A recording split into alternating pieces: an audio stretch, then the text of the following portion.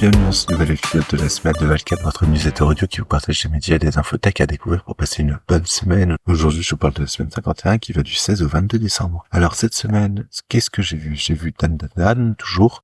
Donc c'est une série que j'apprécie de plus en plus et je vous conseille de la regarder. C'est vraiment sympa.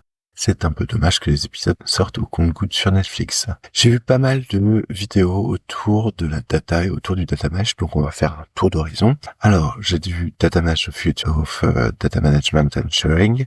C'est une vidéo courte, sympa, pour expliquer un petit peu les bases du data mesh. Donc le data mesh, en fait, c'est la version actuelle de comment on envisage une architecture autour de la donnée en entreprise, vraiment à l'état de l'art. J'ai vu aussi Parquet File Format, Explained to a 5-year-old. Donc c'est une petite vidéo explicative sur les fichiers Parquet, où c'est des fichiers à structure en colonne, une autre façon de stocker et de partager des données que le traditionnel CSV ou Excel.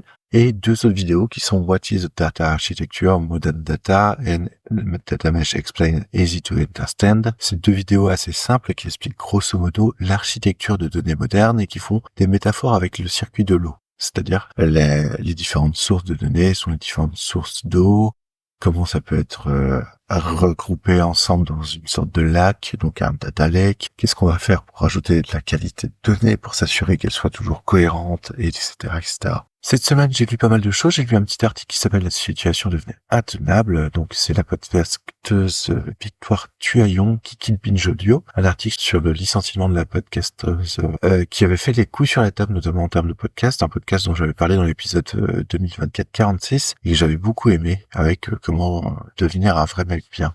J'ai lu un article Choisir l'optimisme, en fait, qui m'a été conseillé par FR sur Mastodon. C'est un de ses articles à lui qui m'a partagé suite à la lecture de la newsletter de Dance Discovery dans l'épisode de la semaine 2024-50. On y trouve le fait de choisir l'optimisme et la joie plutôt que le cynisme et de lutter contre le cynisme au quotidien. Et il m'a aussi conseillé l'article sur lequel il s'est basé pour écrire le sien, qui est Choose Optimist, donc l'article qui a inspiré FR sur son post, et qui est aussi très sympa et très bien. J'ai continué à lire Cryptid Chris, donc j'avance doucement dans ma lecture, mais effectivement le jeu me plaît de plus en plus, et j'ai hâte de le faire jouer en fait.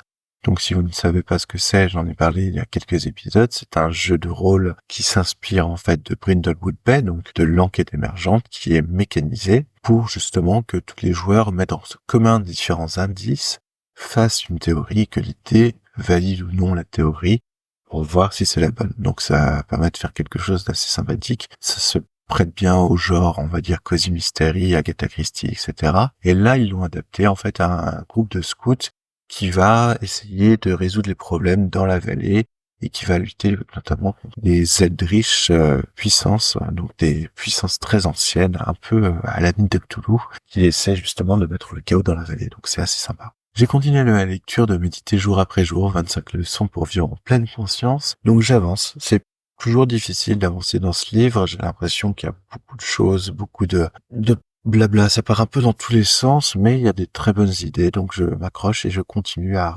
lire ce livre. J'ai lu My Year as a Data Governance Freelancer, donc la newsletter de Charlotte Ledoux, avec quelques conseils pour les freelances dans la data, et notamment dans la data governance, mais c'est des conseils assez généraux qui peuvent s'appliquer à beaucoup de gens. J'ai lu aussi la newsletter de Data Génération, donc c'était l'épisode sur Conto, adopter une approche analytic engineering, donc c'est assez sympa, ils développent pas mal le concept d'analytic engineering qu'ils ont mis en place dans une formation avec DataBird, donc c'est plutôt intéressant à regarder et à lire. J'ai continué aussi le livre de Cal Newport, Slow Productivity. Donc j'avance dans cet ouvrage. On est de plus en plus dans des propositions de mise en pratique de ce qu'il a donné. Donc pour le moment, ça se place plutôt bien. Et sinon, j'ai commencé un ouvrage qui s'appelle Sauter vos données du frigo.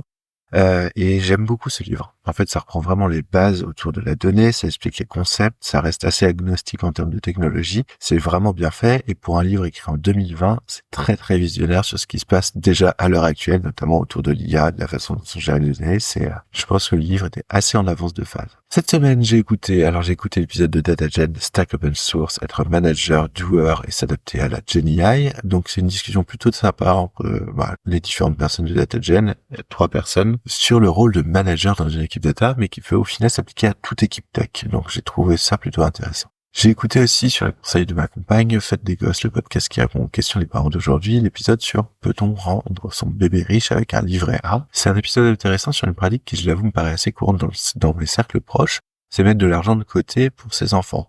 Et donc là, le podcast va plus loin, il demande, mais pourquoi on le fait, et comment on le fait, et quelle est la meilleure façon de le faire. Et c'est très intéressant, parce que c'est vrai que ce sont des questions, en fait, où on a mis de l'argent de côté, parce que moi, j'ai mis de l'argent de côté pour mon enfant, parce que mes parents l'avaient fait pour moi, mais la question, est-ce que c'est la meilleure des choses à faire? Pourquoi je le fais comme ça? Pourquoi lui mettre de l'argent de côté? Est-ce qu'il va s'en servir? À quoi il va s'en servir, etc. Ça, je m'étais pas vraiment posé. J'ai écouté aussi le podcast Altaride, Changer d'angle. Donc le premier épisode de cette nouvelle formule qui me plaît beaucoup, c'est mettre en avant un élément de jeu qui a changé les pratiques et expliquer pourquoi. Et je trouve que c'est une excellente idée et à mon avis, on va se retrouver avec des conseils et des idées de game design assez forts qui vont émerger en fait de ces différents épisodes de podcast. J'ai aussi écouté toute une série de d'épisodes de Tech Café, donc Amazon Assistant Q plein d'IA, donc il y a pas mal d'infos sur Spatial dans cet épisode et aussi sur les sorties IA d'Amazon. J'ai écouté l'épisode Carlin Georgescu n'est pas tout blanc, où on apprend que le candidat des réseaux sociaux roumains aurait été poussé par des puissances étrangères, ce qui invaliderait l'élection. Donc, affaire à suivre. Et en tout cas, il y a un petit dossier sur Windows 11 qui me convainc de plus en plus de passer sur Linux pour mes ordinateurs perso. Et j'ai aussi écouté XOpenAI et Google, une guerre d'IA, donc un épisode de Noël avec encore pas mal d'IA et les guéguerres entre les IA qui va se placer en tant que concurrent face à Apple, etc., etc. Donc il y a pas mal de choses assez denses pour cette fin d'année en termes de tech. J'ai aussi écouté le podcast Trench Tech, la tech entre les lignes, avec Elon Musk, Peter Thiel et les Teskrill. Alors, j'ai écouté l'épisode 2 parce que j'avais déjà, il y a quelques ans, écouté l'épisode 1, mais je n'en avais pas encore parlé.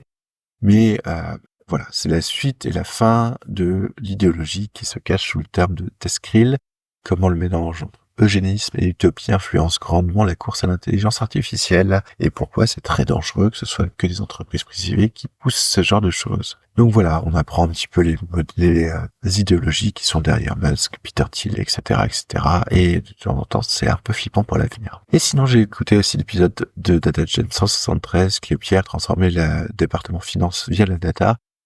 J'ai trouvé moins pertinent que les autres épisodes, puisque c'est un peu trop pub pour la formation qu'ils ont mis en place entre DataGen et DataBird sur l'Analytics Engineer. Là, on va un peu trop loin dans la pub, mais bon, en tout cas, c'était sympa quand même à écouter. Voilà, ça sera tout pour cette semaine. Je vous souhaite une excellente semaine, d'excellentes fêtes, et encore désolé pour le retard de cet épisode.